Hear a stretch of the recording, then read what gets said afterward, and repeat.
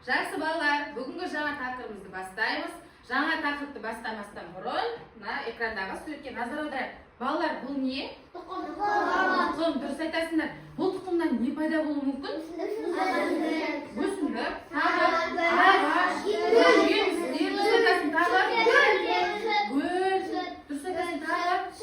Жақсы балалар, бұл тұқымды екіп болдық дейік, бұл тұқымды еккеннен кейін не пайда болады? Не? Өскін пайда болады, дұрыс айтасыңдар. Өскін пайда болады. Ал өскін пайда болғаннан кейін тағы ары қарай не болады ол? Дұрыс айтасыңдар. Өсімдіктің сабағы өсіп шығады, иә? Ал қарай. Ал бұл сабағы өсіп шықты өсімдіктің. Енді ары қарай. Одан не пайда болуы мүмкін? Гүл, дұрыс айтасыңдар. Кез келген өсімдіктің гүлі пайда болады, иә? Ал бұл гүлден кейін ойланып қараңыздаршы, бұл гүл пайда болды. Әрбір жемістер пайда болуы мүмкін. Дұрыс айтасыңдар. Гүлден кейін жеміс пайда болады. Ендеше балалар, бұның барлығына ортақ нәрсе не? Өсімдік. Дұрыс айтасыңдар. Ендеше бүгінгі сабағымыздың тақырыбы өсімдік әлемін зерттеу. Ендеше балалар, бүгінгі сабағымыздың мақсатымен таныса өтейік.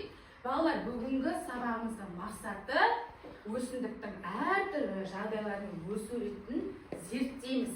Және бұл өсімдіктер маусымдық өзгерістерін сипаттайтын боламыз. Және одан ары қарай өсімдіктің негізгі бөліктерінің атқаратын қызметін сипаттайтын боламыз. Жарай ма балалар? Ендеше ары қарай сабағымызды жалғастырамыз. Сабағымыздың тақырыбымен таныстық. Ендеше мына видеороликті назар аударайық. Бұл жерде не көріп тұрмыз? Өсімдік көріп тұрмыз, иә? Өсімдік қандай мүшелерден тұрады еді? Тамыр. Балалар, бұл тамыр өзіне қажетті су мен қажетті заттарды өзіне сіңіреді. Осылайша бұл не істейді? Тамыр өсіп шығады. Одан не пайда болады дедік? Сабақ пайда болады дедік, иә? Сабақ балалар, бұл қажетті қоректердің барлығын керекті мүшелерге жеткізу үшін барлық қажетті заттарды өзіне сіңіріп отырады. Міне қарап отырыңыздар. Әрі қарай. Келесі балалар, бұл өсімдіктің қай мүшесі дедік? Жапырақ. Бұл жапырақ қажетті өзінің күн сәулесін өзіне сіңіреді және тыныс алып отырады. Бұл жапырақтың түрлері. Көрдіңіздер ғой, да? Әрі қарай өсімдік жетіліп бастайды. Міне таныстық барлығымен, иә? Балалар, біз тұқымды ектік деген, содан кейін бізге не қажет екен? Оған жарық және су қажет. Ал біз тұқымды егіп болғаннан кейін не істедік? Ол жарықты да, күнді де қажетті нәрсесінің барлығын алды. Одан кейін не істеді? Біз оған уақыт береміз, иә? Күнделікті өзіміз қарап, күтім жасаймыз. Солай ма балалар? Ендеше балалар, қазір сіздерге жұптық тапсырма беремін.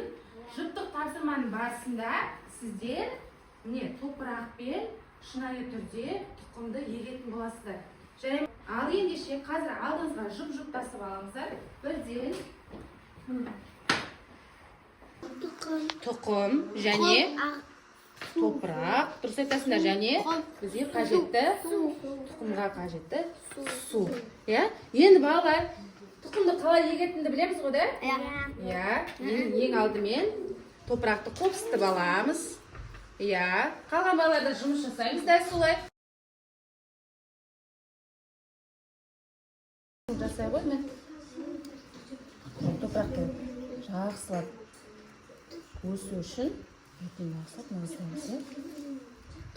балалар, топыраққа тұқымды егіп болғаннан кейін тұқымға не қажет? Су қажет. Жаймен бетіне су құямыз. Ал жақсы балалар, бұл еккен тұқым қалай ойлайсыздар? Неше уақыттан кейін нәтижесін шығаруы мүмкін? Жақсы күтім жасасақ, не істейді? Өсімдік жақсы өсіп шығады. Қажетті суымызды құяйық. Балалар, жақсы, бұл топыраққа су құйылмаса, жақсы күтім жасалмаса, өсімдік шыға ма? Қалай ойлайсыздар? Жоқ, ол тұқым жақсы. Ал бұл өсімдік жақсы өсу үшін біз не істейміз енді? Күнделікті жақсы күтімімізді жасаймыз, солай ма? Ал судан басқа бұған не қажет балалар өсімдіктің жақсы өсу үшін? Күннің сәулесі. Дұрыс айтамыз балалар. Балалар, енді жұмысымызды жасап, тұқымды егіп болсақ, жай ғана біздің терезенің алдына қойып, бұған жарық сәулесін істейміз. Міне апарайық балалар. Жұғымызбен жай ғана апарайық. Терезенің алдына қойып, бұл жарықтан кейін күн сәулесі, су жақсы күтім жасалса, ол өсімдік жақсы өсіп шығады. Солай ма балалар? Өте жақсы. Тұрғызу жұмысында өте жақсы жұпталып жұмыс жасағандарың үшін осындай сіздерге керемет гүл беріп жатырмын. Жақсы балалар, ендеше барыңызға ортақ топтық жұмыс беремін. Бұл жерде тапсырмада сіздер бірінші топ өсімдіктің көктемде қандай өзгеріске ұшырауы мүмкін? Соны орындайсыздар, жарай ма балалар? Екінші топ алдыңызға тапсырма беремін. Сол тапсырмада сіздер көктем болса, сіздер жаз мезгілінде қандай өзгеріске ұшырайды? Соны бейнелесіздер. Жақсы ма? Ал келесі үшінші топ жаздан кейін күз мезгілі, солай ма? Ал күзде қандай өсімдік өзгерістерге ұшырауы мүмкін? Соны бейнелеп, әр топ басшысы мына жерде қорғайтын болады. Иә, балалар, тездетеміз. Уақытқа бағынайық.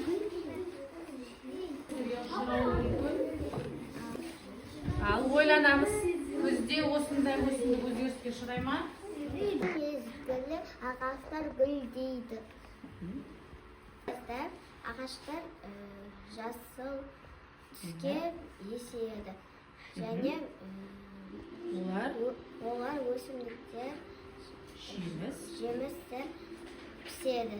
Өте жақсы. Күз мезгілінде жапырақтар сарыға айналады.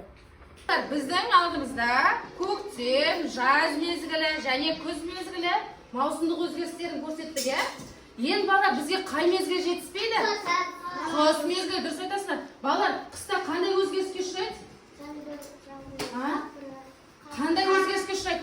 Балалар, дұрыс айтасыңдар. Қар жауады. Ол кезде ағаштарда, жемістерде жапырақтар бола ма? Жоқ. Дұрыс айтасыңдар, балалар. Сонда біздің қыс мезгілінде барлығы ағаштар, жапырақтар түседі. Өте тамаша. Балалар, топтық жұмыстарыңызды өте жақсы алып шықтыңыздар. Міне сіздерге гүлмен сіздерді марапаттағым келіп отыр. Жарайсыңдар балалар. Орында әртүрлі қызмет атқарады деп, солай ма? Енді бұл жерде әрқайсымыз жеке жұмыс жасайтын боламыз. Бұл тапсырмада балалар қараңыздар, өсімдіктің мүшелерінің атауын жазасыздар, және сіздерге мына жерде берілген ақпарат бар. Сол ақпаратты сіздер сызбамен көрсететін боласыздар, немесе цифрмен көрсетсеңіздер болады. Жарай ма балалар? Міне, әр мүшесі қандай қызмет атқарады, сомен нұсқаулықпен бет бағытына апарсаңыздар болады. Жақсы ма балалар? Атқарады. Соның бағытына алып барады, жарай ма? Орындай отырып, өз-өзімізді бағалайтын боламыз.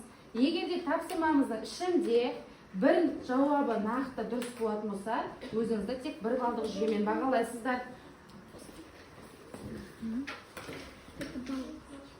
Балалар, жақсы балалар, бүгін сабақ барысында осы 3 мақсатпен жұмыс жасадық. Солай ма балалар? Енді бүгінгі сабағымызды қорытындылай отыра, 3 сөз әдісі арқылы сабағымызды қорытындылайық. Жарай ма? Бұл 3 сөзде өзіңіздің сабақ барысында не қызықты болды, не үйрендіңіз, және де тағы қандай тапсырмалар өзіңізге ерекше ұнады. Сол сөздерді 3 сөзбен айтып шығасыздар. Жарай ма? Қане? Бүгінгі сабақ маған өте қатты ұнады. Маған зертханалық топырақпен жұмыс жасаған ұнады. Мен көп ақпараттармен таныстым. Маған өсімдіктермен өсуі ұнады. Маған сабақ түсінікті болып, маған сабақ қатты ұнады.